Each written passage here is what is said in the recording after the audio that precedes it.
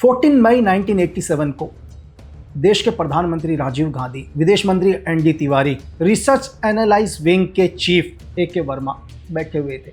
Table पर फाइलें रखी हुई थी। चीन घुसपैठ करने की कोशिश कर रहा है। जे.एन.के के अंदर लगातार आतंकवाद बढ़ रहा है। पंजाब में बढ़ते हुए खालिस्तान से, ये सारी परेशानियां पहले से ही थी।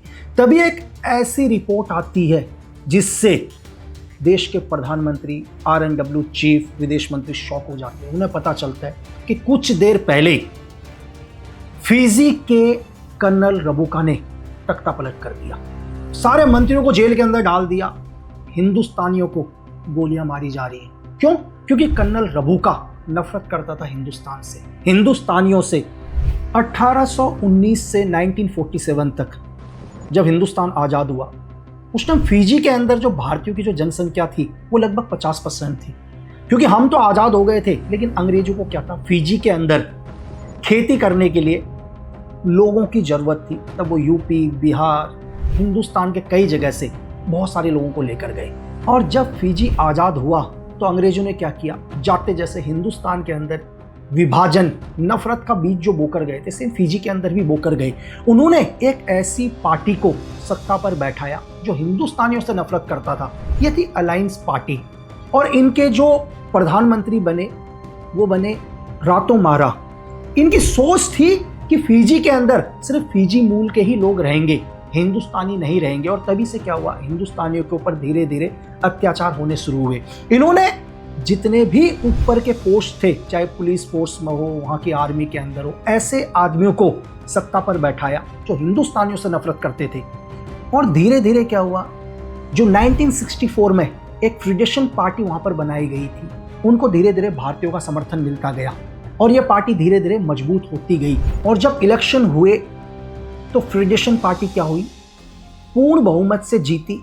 और यहाँ के जो नए प्रधानमंत्री बने, तिमोसी बवाद्रा, इनको प्रधानमंत्री बने हुए महीना भर भी नहीं हुआ कि वहीं एक फौजी कर्नल रबुका ने क्या कर दिया। 14 मई 1987 को 20 फौजी संसद भवन के अंदर घुसते हैं, सभी मंत्रियों को बंधक बना लेते हैं, यहाँ तक कि प्रधानमंत्री को भी। और सबको जबरन क्या किया जाता है, जेल के अंदर डाल दिया जाता है। और पूरा कंट्रोल किसके हाथ में ले लेते हैं, अपने हाथ में। और खुद को फिजी का क्या करते हैं, एक इंडिपेंडेंट प्राइम मिनिस्टर घोषित करते हैं और रातू मारो को फिजी का राष्ट्रपति बना देते हैं। और यहीं से क्या होता है, भारतीयों के ऊपर एक अत्याचार होना शुरू। सारी दुनिया इसकी आलोचना कर रही थी, लेकिन खुल के कोई सामने नहीं आ रहा था।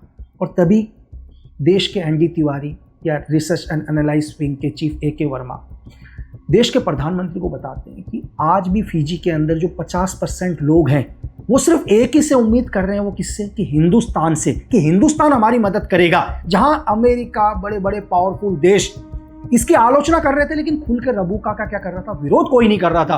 कोई नहीं चाहता था कि वो फिजी को अपना दुश्मन बनाए या फिजी से अपना रिलेशन खत्म करे, क्योंकि उन्हें कोई मतलब नहीं था। अगर हिंदुस्तानी मर रहे हो तो किसी को कोई फर्क नहीं पड़ता।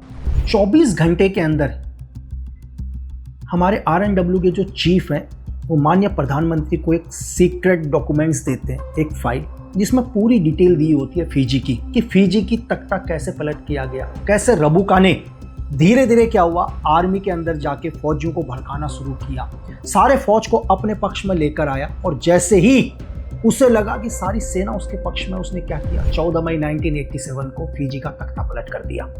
लेकिन भारत के प्रधानमंत्री उस टाइम के राजीव गांधी किसी भी कीमत पर भारतीयों को क्या चाहते थे, आज़ादी। मतलब भारतीयों के साथ जो भी फिजी के अंदर अत्याचार हो रहा है, उस अत्याचार को कैसे रोकना। फाइल के अंदर सब कुछ लिखा हुआ था कि कैसे पूरे मंदिरों में ताला लगा दिया गया, हिंदू लोगों को गोलियां मार दी, वहाँ जितनी भी हिंदू महिलाएं उनको घर से निकाल के उनके साथ अत्याचार किया जा रहा है, कैसे लोग जीते जी मौत के मुंह पर हैं। और राजीव गांधी डिसाइड करते हैं, चाहे कुछ भी हो, चाहे दुनिया हमारे खिलाफ चले जाए, लेकिन हम क्या करेंगे, विदेशी धरती पर एक कोविड ऑपरेशन करेंगे और किसी भी हाल पर रबुका की सरकार को क्या करेंगे, खत्म करेंगे। और यहीं से एक ऑपरेशन स्टार्ट होता है, ऑपरेशन फिजी, जिसके लिए 3 लोगों को चुना जाता है। और इन तीनों के कोड नेम होते हैं अनुपम मलिक, संजीव सिंघल, कैलाश सिंह। तीनों अपने अपने फील्ड के अंदर क्या है, तीनों को महारत हासिल है। अनुपम मलिक क्या होता है, इसमें RNW के एक सीनियर ऑफिसर है जिन्होंने विदेशी धरती पर बहुत कोविड ऑपरेशंस करे हैं। और सैगल क्या, जिनको साइकोलॉजिकल वॉर के अंदर महारत हासिल है कि किसी भी देश के अंदर किस तरह से एक साइकोलॉजिकल ऑपरेशंस किया जाता है। और कैलाश, जिनको वेपन्स की महारत हासिल थी कि विदेशी धरती के अंदर किसी भी ऑर्गेनाइजेशन के अंदर कैसे सेंध लगाया जाता है, कैसे वहाँ की आर्मी के अंदर अपने लोग एसेट के तौर पर डाले जाते हैं, कैसे किसी भी देश के अंदर वहाँ की सेना को भड़काया जाता है।